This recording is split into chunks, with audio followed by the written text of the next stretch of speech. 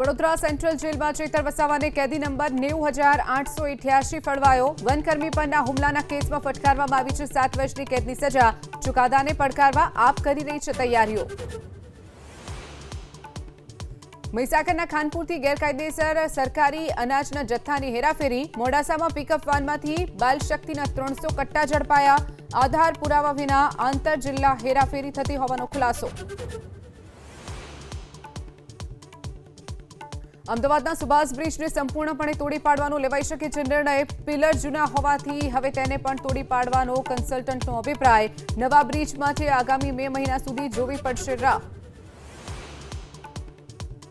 અમદાવાદની 149મી રથયાત્રા પહેલા યોજાનાર જળયાત્રામાં પાણીનું સંકટ ટળ્યું. વાસણા બેરેજની રિપેરિંગની કામગીરી પૂર્ણ થતા છોડાયું પાણી. પાણી છોડાતા નદી બંને કાંઠે વહેતી થઈ. રાજકોટ મનપાનું ફૂડ વિભાગ એક્શનમાં. 400થી વધુ ખાણીપીણીની પેઢીઓમાં તપાસ. 2900 કિલો અખાદ્ય સામગ્રીનો સ્થળ પર જ કરાયો નાશ. નિયમો ન જાળવતી 131 પેઢીને ફટકારી નોટિસ.